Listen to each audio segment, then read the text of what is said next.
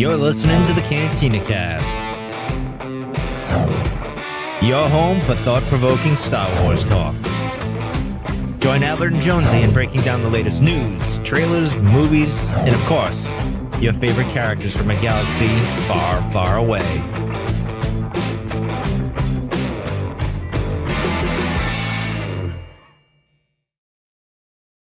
Hello, everyone. Welcome to the Cantina Cast. My name is Albert Padilla, and this is episode, I think it's 503, Star Wars Visions Volume 2. Tonight, we're going to be breaking down the first 3 episodes of that for, getting into all new Visions type stuff. This is really good. This is really exciting. We've got a total of 9 episodes this season, or volume. I guess I got to get used to saying volume instead of seasons. And at some point, we will kind of discuss. I want to rank these too. So I haven't told Jonesy this, but maybe at the last show, we're going to do 3 shows here, 3 episodes each show. Maybe in the last one, we'll kind of rank which one we felt like was our favorite. And he's already throwing his arms up. He doesn't want to do that. Hey, Jonesy, welcome to the show. How are you doing tonight? I was doing okay until I have another homework assignment. Thank you. Yeah, I know. Well, no, it's just we're just incorporating. You don't have to do anything extra. But I don't know how you would rank these. To be honest with you, these are. I mean, man, they're all so different, so unique from one another. And I know even in the show notes, you were like, "Hey, let's compare this with Volume 1." I was like, Why don't you like me? This is so hard." It is. It's very difficult. But before we get into that, we got a couple shout outs. I want to thank all our Patreon members. Yeah, absolutely. Especially Mike, Lauren, Dante, Risk, Justin, Jackson, Sharkman, Diane, Daz, Isabella, Uncle Leon, Josh, Jacob, Steve, Fan, Reader, Reborn. And then our Delusions of Grandeur tier, Rod, CJ, and Alex, the newest member of the family, of course. Well, he's not a new member of your family, but he's a new member of our Patreon family. And if you're curious about Patreon, if you're listening to this, cantinacast.com/Patreon. I have to tell you, I have had so much fun just posting random stuff in Patreon lately. This is, again, something we've not really done a whole lot of before, but we posted some stuff from May the 4th, some of the things that we were getting ready for May the 4th. I posted little teasers for what we were doing on the Tatooine trading post tonight, which for our Patreon members of the Now Part of the Tribe and Up is on at 10 p.m. The link is out in Patreon. If you're listening to this right now, please make sure you go grab that so you can see the wares that we will peddle in front of you. It's actually going to be, I think it's going to be a fun show. We've got some silliness going on, so it's going to be. I think it's going to be fun at least. I care. I care. Yeah, I think so too. And I've got a couple of nuggets that I've been holding off. One thing was inspired by Lauren. I know she's with us tonight. So is Alex, by the way. So thank you guys for being here. And but yeah, we'll get to that here in just about 55 minutes. Oh man, we got to hurry. We got to get this show done.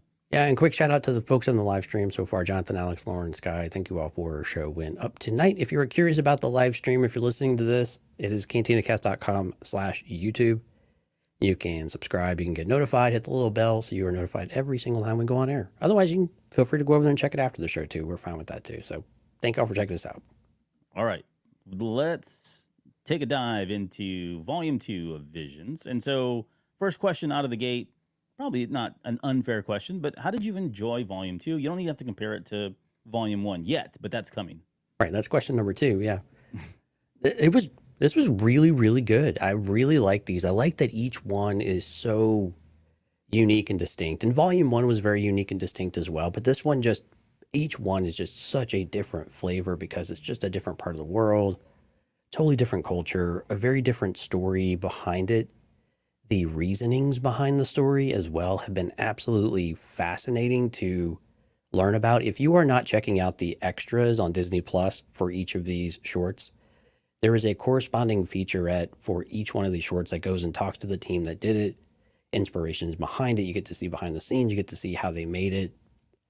Absolutely brilliant. I mean, it is so much fun. I think I enjoyed this featurettes almost as much, maybe even more in some cases than I actually enjoyed the content, which is not saying the content is not super enjoyable because it really is. But it just enhanced it that much more. Like we talked about the behind the scenes for Star Wars and some of the things we learned before. Right. This is very much in that line. It just makes the content that you already love so much better in just so many ways. It just gives you a different appreciation. It gives you a different perspective to view it. All the things you thought they either confirm it or they kind of tell you exactly what's going on. So it's absolutely fantastic. Highly recommend that. Yeah. And I'm the same way. Like I think I've enjoyed.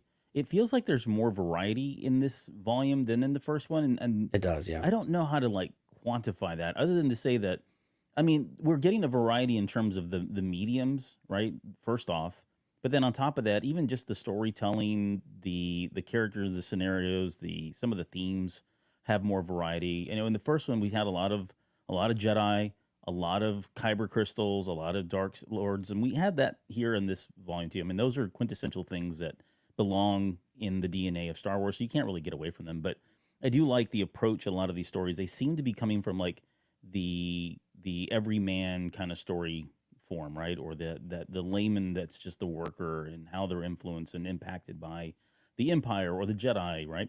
So all of that, I think there's a greater variety in this season. The artwork has been just phenomenal. Like even the stuff like these are mediums that I'm not like the biggest fan of, and I don't mean by biggest fan. I don't go out and seek them. I will watch them if it turns out to be something good, but I'm not actively seeking these types of formats. And I am really enjoying the quality of these things too. Like this is what makes Visions so cool. This is stuff that I don't know. Hopefully we don't have to ever say this for long, but it's just stuff that you wouldn't normally see in Star Wars, which I've been pushing for them to just you know get a pair and go do a claymation version of this, right? Just make it happen. Don't confine yourself to what we all expect from Star Wars. I think this is a proving ground and showing us and themselves that this is a viable medium, right? These different types of art forms are very viable. You can still tell a Star Wars story. It still can feel like Star Wars, and so explore, get a little crazy with that stuff. I would love to see them do more of this in those. Now, without comparing these to season 1 and season 2, how would you compare season 1 to season 2? Very different. Yeah. Very different. I mean, you had very much the consistent, at least approach, I think, to some of the storytelling in volume 1. The visuals still had they felt like they were all part of the Asian culture and that Japanese kind of inspired aspect. I know it was not all Japanese, but it was still it had that unity to it of sorts, right? Mm-hmm. I think in contrast, this one is each episode is so uniquely, gosh, it's so uniquely flavored to a specific area. The one from for Sith, right? It just feels so Spanish. I mean, it's just so rooted in Spanish culture, so rooted in Celtic culture in Ireland, and the other one from from Chile, from South America, yeah, from Chile, right? And it's just so cool to see those cultures, and then again, you get the background from it too, and understand where is it actually coming from. So you get educated along the way, and you understand that it is rooted. But what's really cool about this, though, in these stories, it really felt like they took Star Wars, the root and the heart of Star Wars, and really, leaned into it, but also really wanted to turn it around a bit too, and say, let's look at it from a slightly different perspective. And we got some of that in volume 1 too.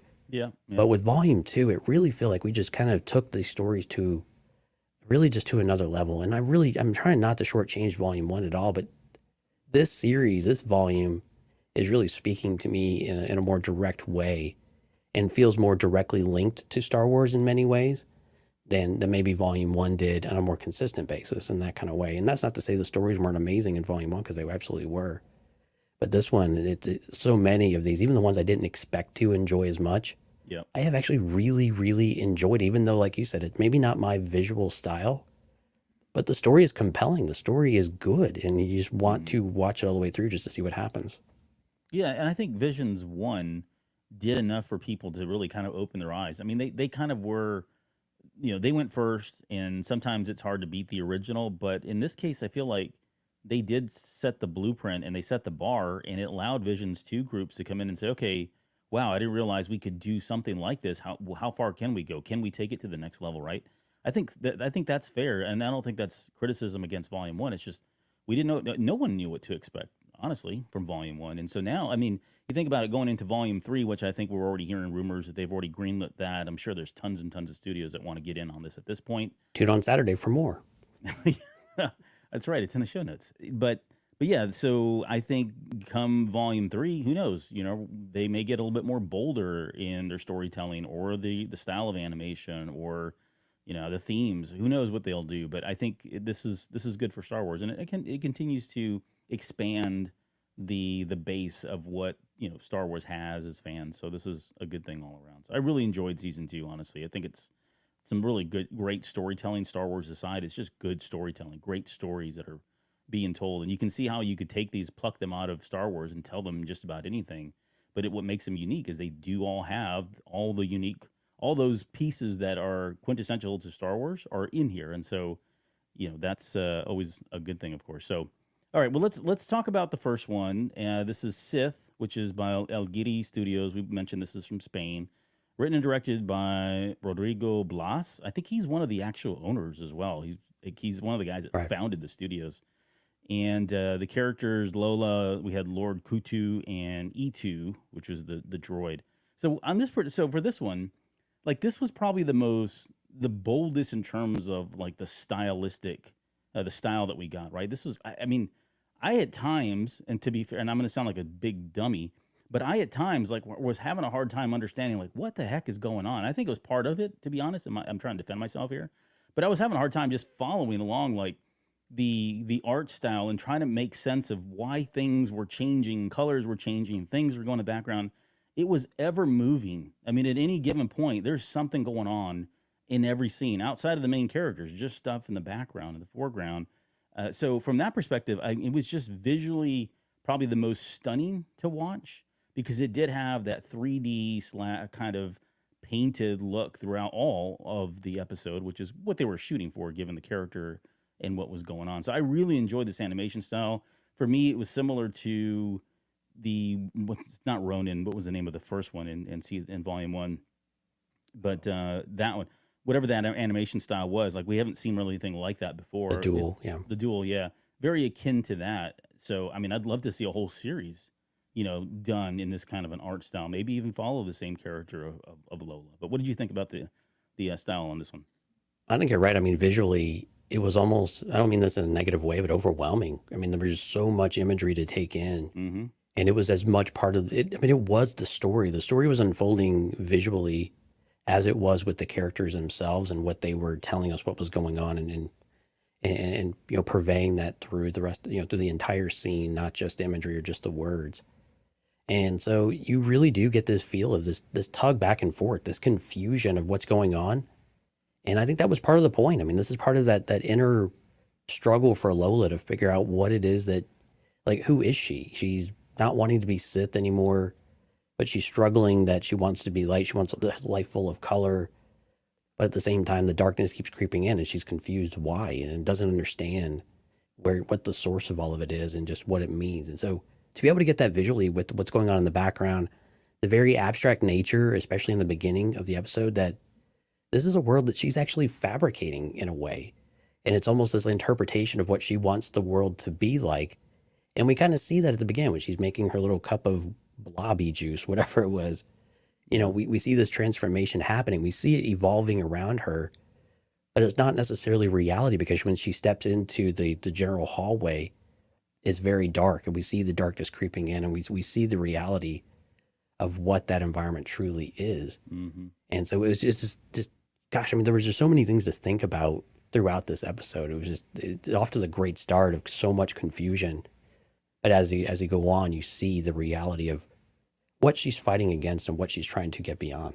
Yeah, and the theme, as far as the themes go, this one really was focused around the theme of identity, also choosing your destiny, right? Both of those are kind of central to Star Wars for many characters. And so I think they did a good job of that. I want to talk a little bit about the Sith part of it too later on, because I think we were talking about this over lunch one time last week when we were here, and there was just the way they approached the how you get in or how you get out of this, being a Sith Lord or being part of the dark side. That seems like it's not that easy, and I guess we saw some of that here. But yeah, those themes were great. I enjoyed both of those. Let's talk about the favorite moments for this particular episode. Like, E2 was a standout droid. Like, I really loved everything about the droid. I mean, as soon as he's on screen, he, she, whatever, as soon as they were on screen, it was like, I thought it was a Death Star, and I thought it was a brilliant choice to make it look like a Death Star. And then it was just, the cherry on top later on when its little cannon came out, it blew off that thug's head, which was really awesome. I enjoyed seeing the wheel bike, which we had. I mean, I don't even know that we've seen that anywhere outside of Yeah, very Attack of the inspired by Clones, or yeah, General Revenge of the Grievous Sith. and Revenge of the Sith, right? Yeah, I mean, it's just not something. It's so central to Star Wars because we have a main character like Grievous that rides around in it, but yet we don't see it very often in Star Wars. Even to this day, it's just not out there. So maybe it's not practical. It's it's maybe it's antiquated because it's not hovering or whatever else. But it was just cool to see the wheel bike make an appearance in this. I enjoy the Sith as well. I guess they give him his name. I didn't even catch his name ever once being said. Was It, it it wasn't, and it wasn't said in the credits either. It was in the featurette, Lord Kutu. Kutu, yeah. So and now and it doesn't make it doesn't matter one way or the other. But Right. I love this the look of this Dark Lord. It was almost like a cross between Sith Inquisitor. There was also elements of Darth Malgus in there. There was elements of Darth Malik in there. Yeah, you've got Malgus up right now on the screen. Yeah, very inspired by that. Yeah, definitely inspired by it. I loved it. It was very creepy. I loved everything about his character, even everything from the way he kind of carried himself. There's that one part in there where he's just dragging the lightsaber. We saw that in the trailer, which kind of hooked everybody, of course. But that was a great moment. I thought they did a really good job with that character design. And then I guess another standout moment for me too was I kept the echoes, the parallels of I'm no Jedi and I'm no Sith between Ahsoka and Lola in this episode did not go unmissed.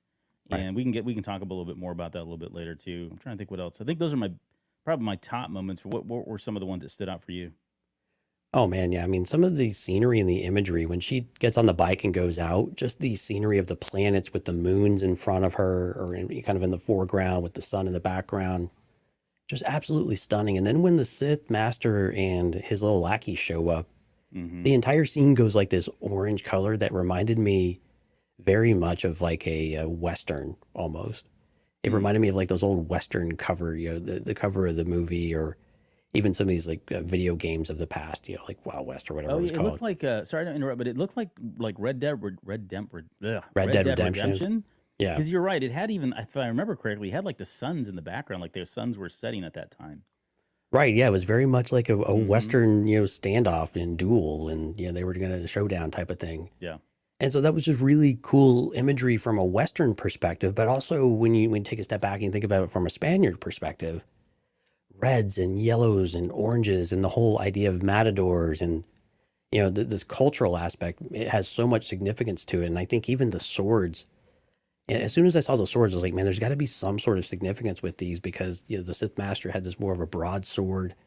It was actually very thin, like an actual sword lightsaber, and hers had a very curved hilt. Reminded me very much of what was my name is Inigo Montoya, Princess Bride. Yeah, like the sword, like the swords there. I forgot the name of the types of swords that is, but but they were like, her lightsaber was very much like that, and so it was very inspired by all of these. And so that imagery, but also when she's walking down the hall and you have his eyes, this is towards the beginning, his eyes, and just kind of pans down, and you have the dark hallway and the red lines kind of running through. And then later on, so Empire Strikes Back with the red, is more of the red hall. She's in the very background. You have kind of the porthole, like we have on Bespin of sorts, and on the Death Star from Jedi as well. But just that red imagery all the way around, and she's there, and she's got the pose, and you have this looming dark figure going towards her. It was just so striking. And again, these dark scenes and all of the reds, and just really embracing, those elements and those flavors in those scenes really did just bring so much to it. It really was enjoyable. Yep. I visually, I think this was probably the strongest one, and it wasn't my favorite. I'll say that. I enjoyed this one, but it's probably towards the bottom of the ones I enjoyed, believe it or not. In fact, I think tonight we may be talking about my top two tonight, as a matter of fact. But Right. So yeah, I mean, visually, I don't think you can really hold any. All of the other ones did amazing jobs, of course, as well. But this one was super special. And I was as I was watching, I'm like, wow, I can't imagine how much time went into modeling this thing. Like, that's just an insane amount of hours. And I didn't get to watch the featurette on this one, so I don't know if they went into that. But that had to be painstaking, difficult to do. I mean, it just the way that they actually showed you how they were filming it was almost like the light growing from the floor. Yes. When yeah. the colors were sprouting up and stuff. And the way that they filmed that was, of course, with dropping ink into a water or something to that effect. which I think has been used many times before. But again, it was just we don't see that very often, Right. and seeing kind of that sprouting. And again, we get a bit of this in the stars as well later on in a different flavor. But yeah, I mean, just the techniques that they used in this, and these almost paint strokes for the entire episode, and the chaos that they bring at the same time, it just really lends itself to it. It tells the story along with the characters, and it's just such an amazing combination of visual storytelling, and then the audible, and then the audible as a card like zooms by. Yeah, but anyway, so yeah, you get the visual element as well as the dialogue that goes with it, and all of the backstory of the only way to beat me, is to become the Sith Master. Of course, we've heard that so many times. We just Return the Jedi, right? It was exactly the same type of thing, right? Yeah. So one quick thing before we move on to the next one, I teased it a little bit earlier, and that was the idea, and this is really what I love about Visions. Like, there's so many things that happen that are like break canon in a lot of different ways, and that's okay, right? This is the whole point. It really gets you thinking about things in different ways. But the idea that what was really intriguing to me was that the idea that someone had joined the Sith Brotherhood, I guess, if it's still considered a brotherhood in this parallel universe or whatever, and decided to leave. Like, they just seemed like they just walked away. And that was the whole point, right? They were coming after her saying, hey, you just can't leave, right? You made a promise, I think is what he tells her, that commitment to the dark side, the commitment to being my apprentice, whatever it is. But it just, I can't even wrap my head around how does one even break away from that? And I think they were hinting at the fact that it wasn't a clean break, right? I mean, everything she was touching was still black. She was still tainted by the dark side in some ways, and that was her constant fight. Her constant battle was, how does she break away from that? How does she stay more in tune with the light and paint only light? And then eventually, I guess through the story, she learns how to harness the dark side, but then kind of convert it to light. So all that. But the intriguing part was, can you really leave the Sith? Like, how do you get away? How do you climb down that emotional ladder to get away from that? Because it feels like, it flies in the face of what Yoda said about, once it forever does it dominate your destiny kind of thing. And of course, Vader, Anakin found a way to come back from it, but he had other influences there. So the thing about this, and it's similar to like with Ronin and all the other ones, the backstories become more intriguing as well. It just makes you think, like her arm too. I didn't even recognize her because of her black arm now, but because she had that cybernetic arm, you're thinking like, wow, how did that happen, right? And they don't ever explain that, and they don't need to explain it. But those are the things that really build on the storytelling aspect. And it's constantly bothering her too. She's constantly kind of favoring it and aching it and flexing it and things like that. Mm-hmm. Another interesting comment was at the very end. She says, more will come. They need to move on, right? And so it was like, okay, who? Like more Sith? So there's more than just two. How does that work? Is this more of like an old Republic type of mentality, or? And again, this doesn't have to be necessarily canon or anything like that. It's meant to be a story in and of itself, even though it feels like it has canon elements to it. So I think that was an interesting aspect of it too, of like, okay, well, what else is to come? But as far as leaving the Order, I mean, I think this is, forever will it dominate your destiny. I think that's just I think it's a little bit dogmatic. I think it's more of it has the potential to do that because it's just a slippery slope, and you keep going further down, and once you start making sacrifices, whether it's a physical or a mental or a spiritual thing, it's easier to keep making additional ones and justifying it. But I think there's also this idea in Star Wars that there's this inner light that you can never quite dampen, you can never quite extinguish. And you just have to have something has to find its way in there in order to nurture that and to make it glow brighter and to find its way out. And there's a story in Volume 2 that talks about the inner light that everybody has, but that's another Absolutely. episode. Yeah. So, I mean, actually, it's kind of cool. Some of the episodes within this volume actually kind of play off one another. That was probably not planned in any kind of way, but they definitely do, right? Right. Like the kyber crystals a bit later on. But yeah, I mean, I like the idea though that there's something spiritually inside of you that you want to nurture, and that is bigger and grander than than the choices you've made, and that you're able to then say, I want to do something different. You just have to have the strength to be able to do it. And in her case, she had to be able to embrace that there is light and dark within a painting. That's what gives you shades. That's what gives you depth. That's what gives you all of these things that make a painting come to life. Mm-hmm. Now, granted, is this good and bad, light and dark in the ways that we're used to seeing or talking about them? Maybe not. But conceptually, there are still similarities with that, and I'm not going to get into the whole gray Jedi or anything like that because I don't think she would say she's a Jedi in any kind of way either. I think she just wants to live her life and make her own choices for once, where she has felt constrained by the choices that she's already made, and then by the decisions that everyone else will now make for her, especially her master in this case. Yeah. All right, we're gonna move on. Before we do, I just want to quickly shout out the Kenobi Maul lightsaber battle. They're similar, right? It was kind of two quick cuts and From the thing Rebels, was yeah. over. Yeah, that was nice. And then I forgot to mention the ship that she flies off in the back. I love that freaking design. Like I don't know where that came from. It feels very Star Warsy in a lot of ways, but Yeah. we didn't get to see it very often or very much. Yeah, very reminiscent of what we saw like in Attack of the Clones with Count Yeah, Dooku Count and stuff like Dooku's. that. Yep. Yeah. Definitely the inspiration for that. Okay, let's talk about Screecher's Reach, which was by Cartoon Saloon. They're a studio out of Ireland. This was directed by Paul Young, written by Will Collins and Jason Tamamaji. I hope I got that right. And this one was surprisingly like creepy for me. Like I really enjoyed this one. I watched this one probably the most so far. It's not my favorite though. I think To the Stars is my favorite of the whole series. I'm just kind of spoiling that right now. But I really enjoyed this one because I was not expecting it. The little twist at the very end, as soon as Angelica Houston of all people, and I remember I know, right? they had teased that there was going to be a famous actress in this one, and I was like, who is it? But as soon as Angelica Houston starts speaking, you're like, holy crap, she just committed herself to the dark side.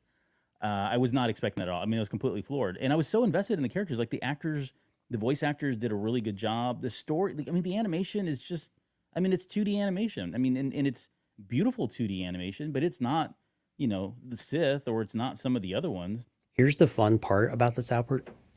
This is ink on paper. Yeah. It's incredible, like what they did. They did over like 400 or 500 actual drawings Just of laid the 'em. of the cave, and yeah, in order to do that whole sequence with the ghost and in the cave sequence and all of that. Mm-hmm. Absolutely brilliant, absolutely astonishing. Because I'm with you. This was like borderline horror there for a little while. Yeah. Yeah, especially with the witch and the Sith. I've been calling her a Sith witch. I don't know if they ever really. They just call her a ghost. Yeah. Yeah, they called her the ghost I think in the credits here. But yeah, I mean the animation style again. I'm not taking anything away from it. I'm just saying that it's 2D in a world of 3D right now, right? And this is one of the beautiful things that you get from smaller studios like this. You get the craftsmanship that goes into not just putting pen to paper, but going to the painstaking process, like you just talked about, of laying down hundreds and hundreds of images to give you that really artistic, creative. What's the word I'm looking for? But the Just like the visual element. yeah, I mean, yeah, right. It's something very raw. Like it's just like someone actually went to a manual is what the word I was looking for, like a manual process of kind of etching this whole thing out. And scene by scene. you bring the chaos of the dark side and give it like real tangible in its chaotic form, right? It's just all over the place and it's a mess, and it's just like you can't tell I love that the idea though, you don't know if like the entire time Dahl is telling us that it's all in her head, it's all in her head. That's what she's been told. And it's this idea of, is it all in her head? I mean, it's kind of playing with you, but I love that we get so much imagery. There was so much hope and light at the beginning of the episode. I mean, the opening sequence of like an ant farm was just so unexpected and classic. I mean, it was literally like an ant farm with the workhouse. Mm-hmm. And it was just so cool to be able to see something like that. And then the whimsy of them on the speeders, the imagery of the planets and just kind of this cosmic backdrop around them, the sense of adventure, right? A lot of parallels with what we expect to see in Star Wars. And then all of a sudden you just get this hard stop when they get to the cave. Yeah. They have the little campfire scene and they're kind of joking, a lot of lighthearted moments. But as soon as you get to the scene with the cave, the music just ceases and you just have this single voice that is just so eerie. And you just have like an, oh, you know what moment. Like we just took a turn. Like this, something is not right now. Yeah, there's a hard stop. There's a very sobering moment in this whole episode when all that really kind of happens. And there's a lot of things that happen in this episode that made me think, like, sent me on my own little headcanon spin here about, when she's talking about, oh, what's in my head, it's in my head. Was it the communicator? Was it what was her character's name? Angelica Houston's character name. I think they gave her a name. What was it called? It was. They just called her the Sith Sith Mother. Yeah. So they kind of spoiled that. But the fact that she probably knew, like in my head, she wanted her to kill that ghost, which is probably her apprentice, right? Trapped her in there, wanted her to kill her so that she could take that, so that the character of Doll could become now her new apprentice, and kept telling her, "Oh, it's just in your head." Because had she told her, "Hey, you need to go into the cave and kill this real physical thing," that she would never have done that. And we get a hint of that because after she does kill her, she keeps saying, "Oh my God, it's real. Like this was a real person, and this was not what she was expecting." And she almost was forced or coerced into taking that first step to the dark side against her will. So all that stuff is really good stuff. I mean, I was trying to think of some of the my other favorite moments in this episode. A lot of it was really at the very end, and just that big reveal of her character. I like the design too. Like it's a very unique Sith design. They don't traditionally wear white. And then, but she's got the underlining tones of red in her as well. I mean, her voice gives it away that she's not, some Jedi, some Jedi that's come to pick her up, taking her back to Coruscant or wherever else. It sounds like it's going to go really bad. And more than anything, this is one of the ones that I want to see, like, what would happen. Because in my head, I think the kids go try to find her. Maybe they go out to try to rescue her or something. But you could see it over the guy's voice. Was it Quinn? No, it was Bathan. Bathan, yeah. Yeah, I mean, you could see Bathan's face. He could tell this was not what she wanted. And, she was struggling with, hey, I know I said I wanted this, and I'm going to go through with it, but she knew that this was not right. I mean, that's the eerie feeling, that sick feeling that you get in your stomach after this thing ends. And it just ends like this. Like, you don't get any happy moments. So she got off the island. So I guess it's be careful what you wish for kind of thing. But yeah, it was really wonderful. The imagery here again is so important because you have the outside of the Sith Mother is this like cape that's very flowery, like her ship is very much like a flower, and it opens very delicately. But on the backside is a thorn. Underneath the Sith Mother, you have armor. I mean, it's red armor, and it had very sharp angles. You could see the design of it underneath. Of course, she had the sharp teeth and everything else that, belied the delicate, motherly type of voice coming out of her. Mm-hmm. But I love that you get that Sith imagery of, on the outside is very much like Palpatine, right? And Insidious. On the outside, very fatherly, very loving. He cares, he wants to take you under his wing, nurture you. But underneath, you just know that there's this beast, mm-hmm. That's within, and this just really dark devil that is just lying beneath the surface. And again, Doll, like you were saying, she's even up to the very last moment, she's like, I mean, she's sad to leave her friends, but she's excited about this new adventure. I'm excited. It's finally the thing I wanted, but you're right. In that last moment, she looks back and you're like, oh, what did she gives you this look like, I don't know what I just got myself into. And then, like you said, the scene ends and the door closes on her, mm-hmm. and that's it. Yeah, so it was such a perfect way to, for a while. Yeah, such a perfect way to end the scene, though. You're right, because you just had all this creepiness the entire time, and you don't know anything about this, this ghost that was in the cave, and then she has to kill her, and she kills her out of fear, right? So, I mean, clearly she's using the dark side, and she's made this first moment, and the discovery that she's actually wearing a communicator and not just an amulet of some sort was just a whole nother level, But again, I love the duplicitous nature of the Sith. They captured this so well. With the way that they animated this whole style and just brought it all together in that kind of way. And I love it was like pure Star Wars, and then it kind of turned the whole Jedi thing on its head and did it with the Sith, which I just absolutely love. This is my favorite of the entire series, by the way, was this episode. It was just everything from, it was just so compelling. It was so Star Warsy, and then it was so just that enough of a twist to really get it. And just the animation in the cave, mm-hmm. and turning the whole Luke and Dagobah cave sequence, basically turning it completely around from a different perspective, was just, again, this was just like such a perfect Empire Strikes Back type of story with a flavor of A New Hope type of thing, with a little shake up of Revenge of the Sith at the very end. It's just really cool. Yeah, I really, like I said, I enjoyed it. And I think there's this one is probably tied for number 2 right now, with a one that we'll talk about next week, which again is another one that I was not expecting to like. I was like, "Well, okay, I don't really want to watch this one. I watched it, and I'm like, holy bananas, that was really good. Right. So, and I won't spoil which one it is. You probably know which one it is, but that between these two, they're definitely my top two. Anything else you want to say on this one? Here's the thing about this one. I don't even. It's such a simplistic story, in my opinion. It's such a very simple story, but it's so powerful. It's so effective.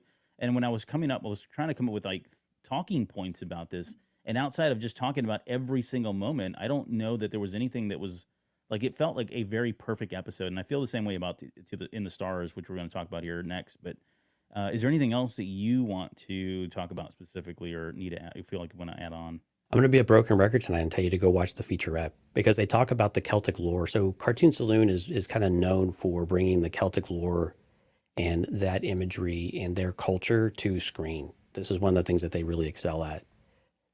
They do a lot of that here. Skellig Michael, like Mikhail, however it's actually pronounced. I think a lot of people just call it Skellig Michael, where they filmed Last Jedi. Octo. You know, Octo, right? Yeah. So that they went and they visited it, in order to get the scenery. And actually the mountain is it in the background. Like you can see they painted it basically in the background of the scene. And so imagery like that, and just the studio was in Kilkenny, and it basically feels like it is just stuck in the medieval times. And so it just has this amazing, when you think of Ireland, this is what you think of for the most part. And so that they were able to capture that and put some of them, bring some of that cultural aspect to it, to the screen. When you you may not see it initially when you're watching it. You have a feel for like there's something unique and different. When you watch that featurette, go back and watch it again, you're like, holy crap, this is really cool. Like what they did and how they infused it, and just how much culture they have infused. And this is why I love this season so much, this volume, is because it seems like every single episode has this in it. Like every single one of them. Yeah. Yeah. No, great stuff. We'll move on, and I'm sure we'll come back and revisit this one in some way at some point. But let's talk about the last one for night, which is In the Stars. This is from Punk Robot Studio, which is out of Chile. Directed by Gabriel Osorio, written by Gabriel Osorio. Again, he's I guess he's another one of these guys that started the studios and is part of that. Antonia Herrera, and then Francisco Ortega is the other person. They all kind of co-wrote this. Now, I did watch the featurette on this one only because it came up. Somebody had recommended it, and I went and watched it, but I didn't get a chance to watch the first two. But this is, again, where if you watch the featurette, it just like enhances everything about this story tenfold, because you get to really understand where they're coming from. I had no idea this was actually 3D animation. Well, and it's I legit thought this was actually stop motion claymation. They did such a imperfectly perfect job, or a perfectly imperfect job, maybe is the better way of saying it. Right. Which was totally intentional. It was so amazing how they imitated it. Yeah. Not to join, these are totally different, but if you've ever watched the Lego movie, right? That's all 3D animation. Right. It looks like just complex stop motion with Lego, but it's not. It's actually 3D. So yeah, same thing. The animation style in this one, it's similar enough that we saw. I mean, what we were seeing on screen probably wasn't anything, different. It wasn't anything that we probably haven't already seen, and that's not to take anything away, because it's so complex.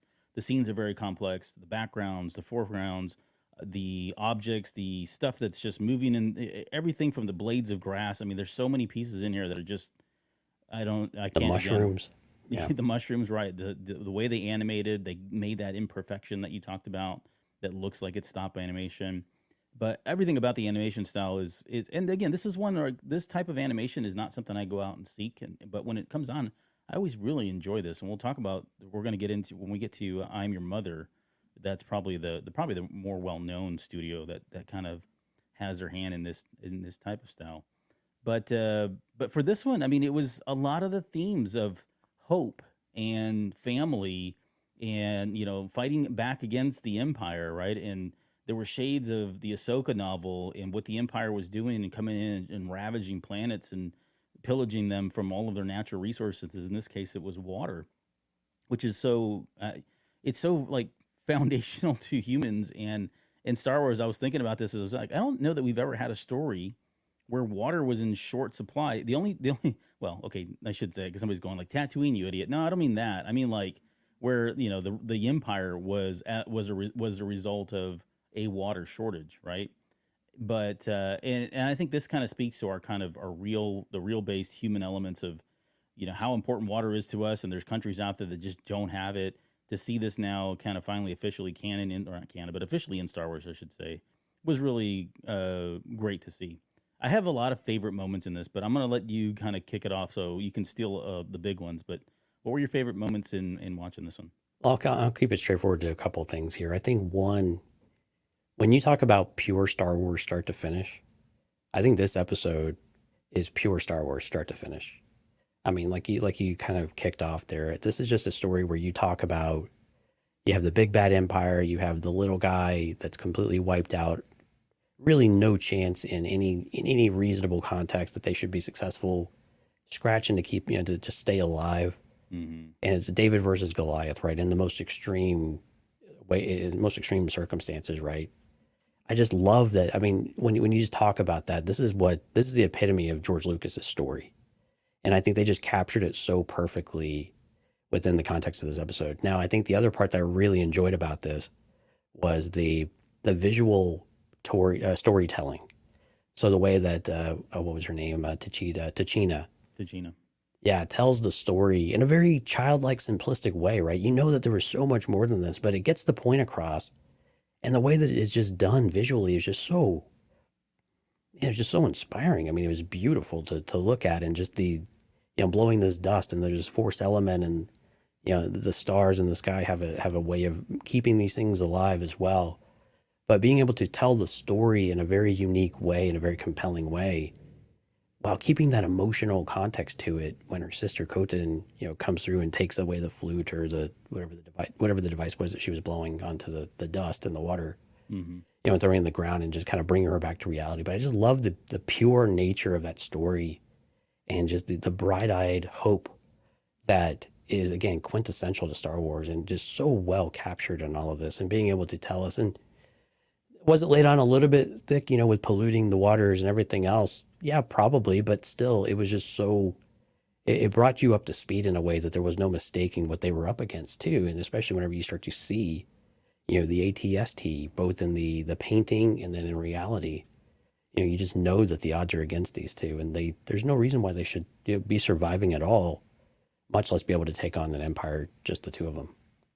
Yeah, and this is probably going to be criticism for one a little bit later.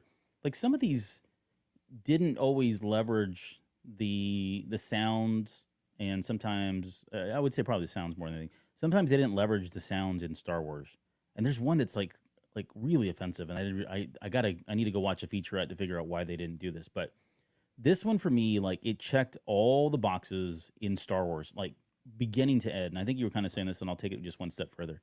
But we had stormtroopers, we had snow troopers, like Yeah. seeing them for, like, you would never get to see those guys, right? And they're like one of the coolest designs ever. But we got those. We had an ATST. We had TIE fighters. We had all the sound effects that go with all of these. The music in this one was very inspirational throughout. The very beginning, it was kind of more primitive, or I wouldn't say primitive, but it wasn't like Star Wars themed. It was very much specific to this episode and their culture. And then by the end, we get into more, familiar sounding music themes that are similar to, the Imperial March and stuff like that. Yeah, they took it from more basic, like, cultural instruments, and then brought in the symphonic aspect as the episode went on. That was very intentional. Yeah, you're right. Way more elegant way of saying that. So thank you for doing that. We had mouse droids. We had handrails. Well, that's not Star Wars. That's not Star Wars, but we did have handrails. It did catch my eye there. The storytelling piece of it was similar to, like, when we were learning about the Darksaber, right? And seeing that tale, it echoed that little storytelling that was kind of 2D animation, the use of the rock. I mean, the idea that there's elements of the cosmic force in this, and that they died and went to heaven, right? In some way, they're now part of the living force. They're stars. I mean, all of this stuff just plays directly into everything that we enjoy about Star Wars. This particular episode, I've seen it now. I think I watched it 3 times, and I teared up every single time. And there's something about the very end that gets me choked up, just having the family component of it, specifically having 2 sisters, which isn't the first time we've had sisters. Even in The Last Jedi, we had them in the Martez sisters. There's plenty of other examples where this has come up, but I just love this idea that these two sisters were still together. We had Jedi. Their mom was force sensitive. I wouldn't say she was a Jedi, but force sensitive in some way.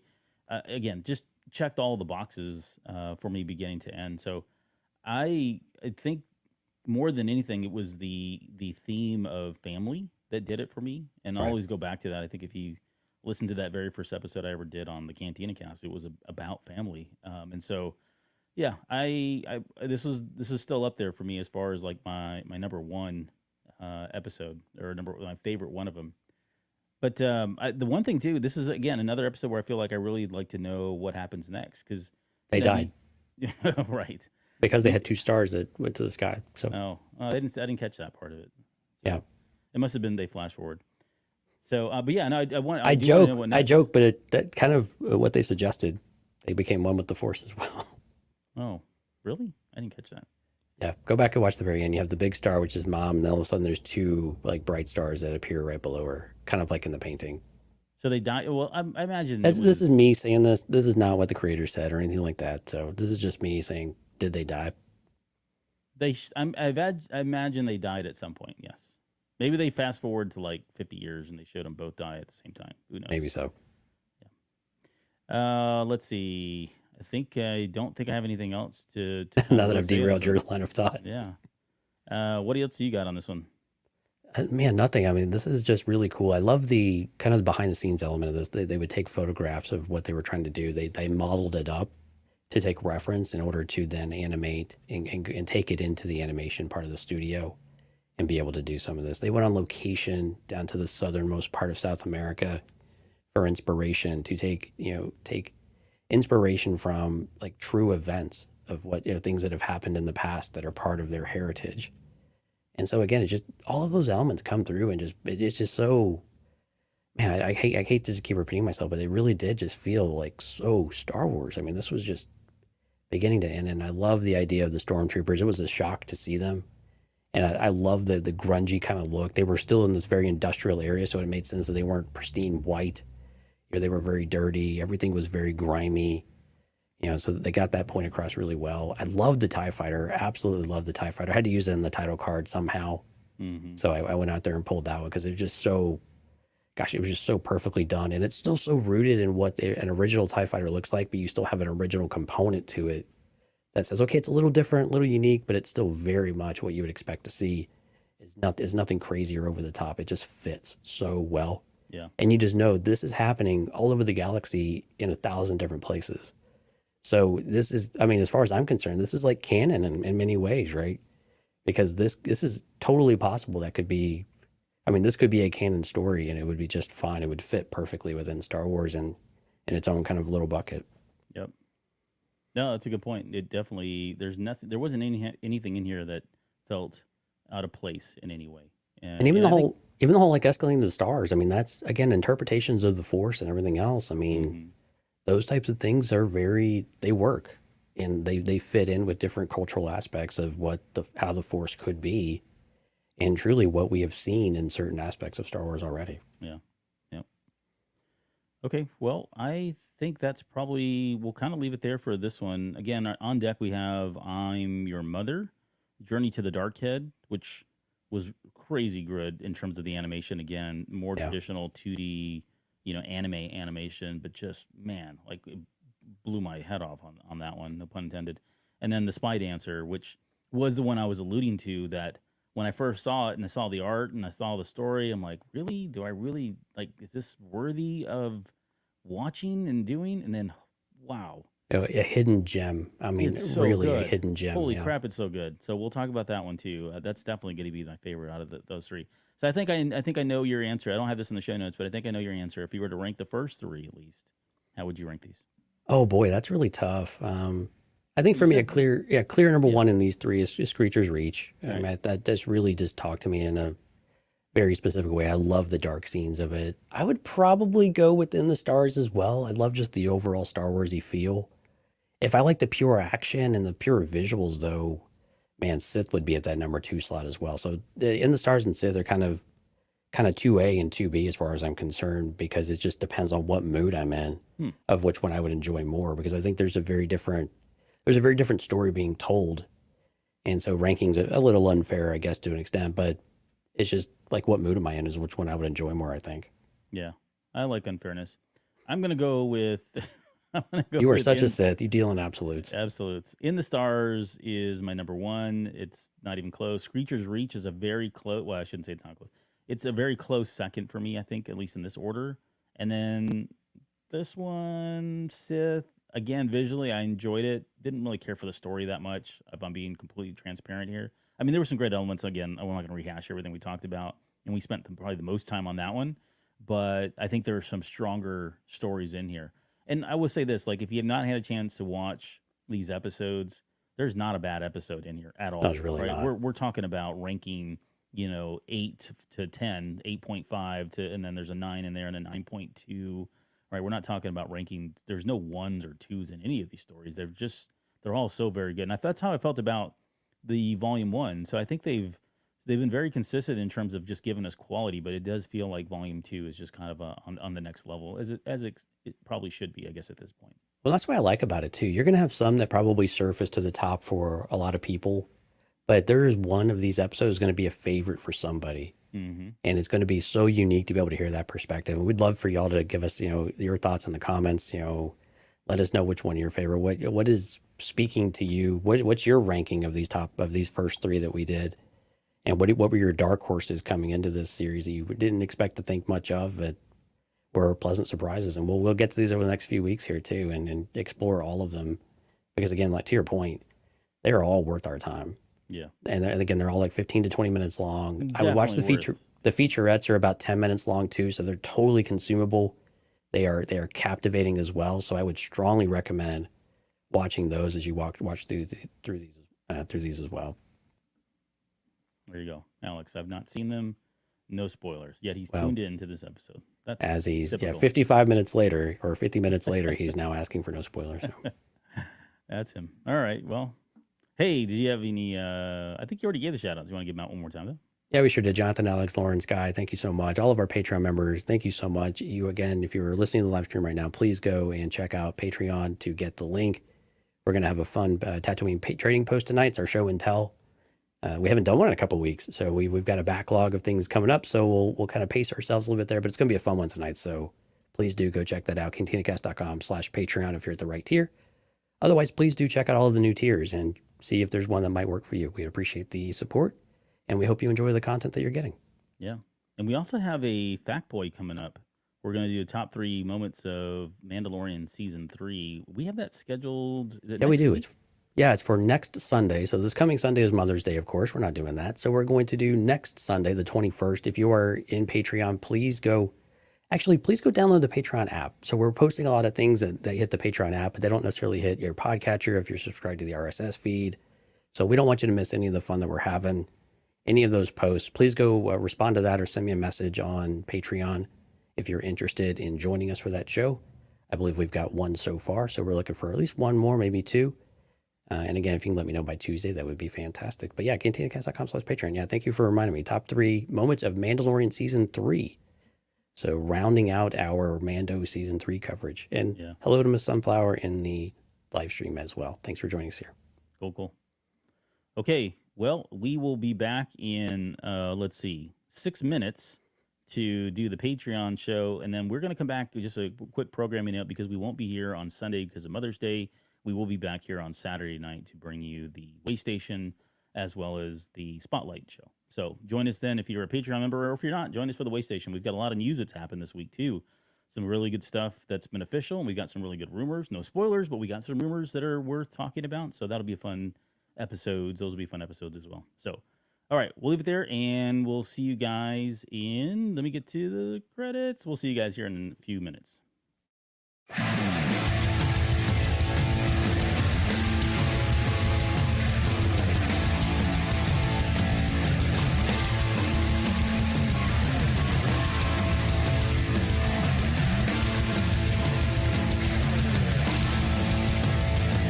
You're still listening? Wow, that's amazing. Well, I'm here to give you the disclaimer.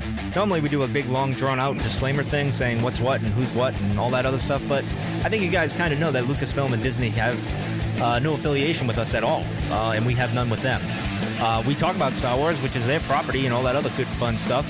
But I think you can tell which is our stuff and which is their stuff. If you can't, well, then send a lawyer to send an email to me, and I'll be glad to chat with them. Other than that, you know what's what. So that's your disclaimer.